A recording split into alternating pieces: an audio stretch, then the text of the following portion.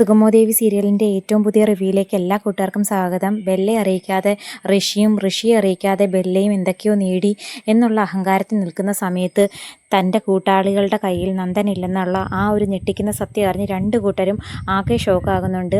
ഇപ്പം ഋഷി പറഞ്ഞയച്ച CPയുടെ ആൾക്കാർ നന്ദനെ തട്ടിക്കൊണ്ടു വന്നു എന്ന് തന്നെയാണ് CPയെ വിളിച്ച് അവർ പറഞ്ഞത് പ്രകാരം CP ആണെങ്കിൽ നമ്മുടെ ഋഷി അറിയിക്കുന്നത്. അതുപോലെ തന്നെ ബെല്ലയുടെ കാര്യവും ബെല്ലയ്ക്കും അവർ പറഞ്ഞയച്ച ആൾക്കാരുടെ കയ്യിൽ നന്ദനെ കിട്ടി എന്നുള്ളൊരു ധാരണയുടെ പുറത്ത് നന്ദനെ കാണാൻ സന്തോഷത്തോടെ കെവിനെയും കൂട്ടി പോകുമായിരുന്നു. എങ്ങനെയെങ്കിലുമൊക്കെ പറഞ്ഞ് സമാധാനിപ്പിക്കാൻ കൂടെ നിൽക്കുവാണെങ്കിൽ നന്ദനെ കൈവിടാതെ കൂടെ നിർത്തും. അല്ലെന്നുണ്ടെങ്കിൽ തനിക്ക് കിട്ടാത്ത ഒന്നും ദേവികയ്ക്കും കിട്ടാൻ പാടില്ല, അവരുടെ ജീവിതം തകർക്കും എന്നുള്ളൊരു മനോഭാവത്തിൽ പോയ ബെല്ലയും ഞെട്ടിച്ചു കളഞ്ഞിരുന്നു.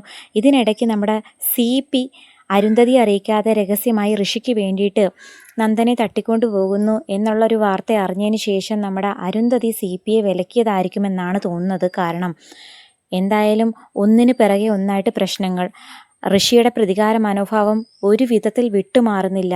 നന്ദൻ സ്റ്റേഷനിൽ ഹാജരാകാൻ പോകുന്ന ആ ഒരു സാഹചര്യത്തിൽ കോടതി നിയമവും നീതിന്യായ വ്യവസ്ഥയൊക്കെ സ്വയമായി ഏറ്റെടുക്കാൻ തീരുമാനിക്കുന്ന ആ ഋഷിയുടെ മനോഭാവത്തിനോട് അരുന്ധതിക്ക് ഒട്ടും പൊരുത്തപ്പെടാനാകുന്നില്ല. ഇത് ഒരു കാരണവശാലും അഴിക്കാൻ പറ്റാത്ത കുരുക്കിലേക്ക് കാര്യങ്ങൾ കൊണ്ടുപോകും. നന്ദൻ എന്തെങ്കിലും ആപത്ത് സംഭവിച്ചു കഴിഞ്ഞാൽ കൊലപാതക കുറ്റത്തിന് തൻ്റെ മകൻ ജയിലിൽ കിടക്കേണ്ടി വരും. അല്ലെങ്കിൽ തട്ടിക്കൊണ്ടുപോകലിന് അവർ പരാതിപ്പെട്ട് ഒന്നിന് പിറകെ ഒന്നായി തെളിവ് സഹിതം ഋഷിയെ പൊക്കിക്കഴിഞ്ഞാൽ കെവിനെയും അതുപോലെ ബെല്ലയും ബാധിക്കുന്നതിനേക്കാളും കൂടുതൽ ബാധിക്കുന്നത് തൻ്റെ മകനെയാണെന്ന് മനസ്സിലാക്കി നമ്മുടെ അരുന്ധതി തന്നെ CPയെ കാര്യങ്ങൾ പറഞ്ഞ് മനസ്സിലാക്കുന്നുണ്ടായിരിക്കും.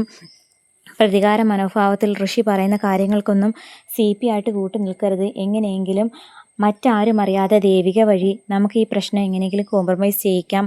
നന്ദനെ തട്ടിക്കൊണ്ട് വന്നിട്ടുണ്ടെങ്കിൽ തന്നെ നമുക്ക് ദേവികയെ കാര്യങ്ങളൊക്കെ അറിയിച്ചതിന് ശേഷം വിട്ടയക്കാം. അത് കാരണം ഋഷിക്ക് വരാൻ പോകുന്ന വലിയൊരു ഭവിഷ്യത്തിൽ നിന്നും രക്ഷിക്കാനാകും.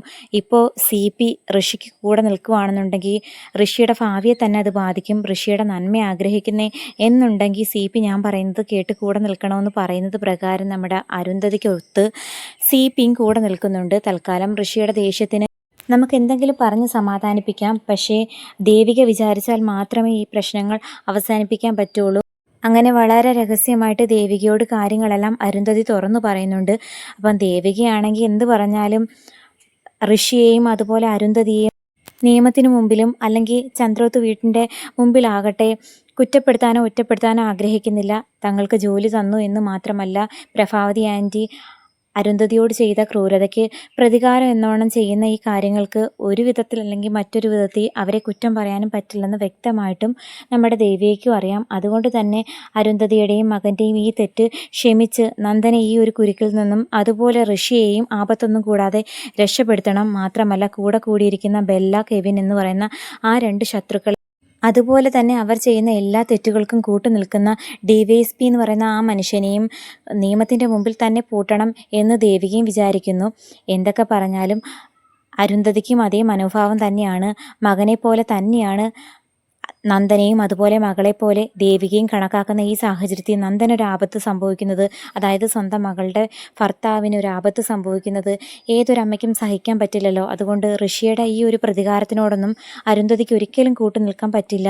നന്ദനൊരാപത്ത് സംഭവിക്കുന്നത് ഋഷിക്ക് ആപത്ത് സംഭവിക്കുന്നത് പോലെ തന്നെ കണക്കാക്കാൻ ശരിക്കും പറഞ്ഞാൽ അരുന്ധതിക്കും ആകുള്ളൂ. അപ്പോൾ അരുന്ധതിയും ദേവികയും ചേർന്ന് തന്നെ ഈ പ്രശ്നങ്ങൾ കോംപ്രമൈസ് ചെയ്യിക്കുന്ന ഈ സാഹചര്യത്തിൽ പ്രഭാവതി ആൻറ്റിക്ക് മാത്രം സത്യങ്ങളൊന്നും അറിയില്ല. കാരണം പ്രഭാവതിയോട് ഒന്നും തുറന്നു പറയുന്നില്ല എന്ന് തന്നെ പറയാം. അങ്ങനെ തുറന്നു പറഞ്ഞു കഴിഞ്ഞാൽ ബെല്ലയും അതുപോലെ കെവിനും മാത്രമല്ല അതുവഴി ഋഷിയും കാര്യങ്ങളൊക്കെ അവരുടെ നീക്കങ്ങൾ മനസ്സിലാക്കാനും അതുവഴി രക്ഷപ്പെടാനും സാധ്യതയുണ്ടെന്ന് വ്യക്തമായിട്ടും ദേവികയ്ക്കും അതുപോലെ മുരളിക്കും ഒക്കെ അറിയാം. മുരളിയും ദേവികയും ഗിരീഷും സിദ്ധാർത്ഥൻ സാറും ഹരിസാറും എല്ലാവരും കൂടി ചേർന്ന് തന്നെയാണ് നന്ദന് നേർ വന്നിരിക്കുന്ന ഈ ഒരു വലിയ ഊരാക്കുരുക്ക് അഴിച്ചെടുക്കാൻ ശ്രമിക്കുന്നത്. അതിനിടയ്ക്ക് CPയും അരുന്ധതിയും കട്ട സപ്പോർട്ടായിട്ട് കൂടെ നിന്ന് കഴിഞ്ഞാൽ നമ്മുടെ ഋഷിയെ ഈ പ്രതികാര മനോഭാവത്തിൽ നിന്നും പിന്തിരിപ്പിക്കാനും അതുപോലെ എസ്തപ്പാൻ വഴി കെവിനെയും ബെല്ലയെയും അതുപോലെ DYSPയും പൂട്ടാനും പറ്റും.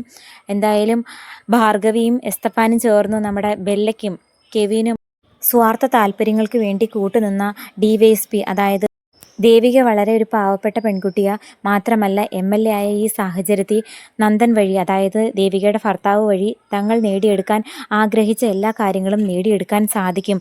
അവളെ എന്തെങ്കിലുമൊക്കെ പറഞ്ഞ് നൈസായിട്ട് കാര്യങ്ങൾ സാധിക്കാമെന്ന് വിചാരിച്ചിട്ടാണ് ഫയൽ മോഷണത്തിനും അതുപോലെ നന്ദനെ കൂട്ടി പല കാര്യങ്ങളും പ്ലാൻ ചെയ്തത്.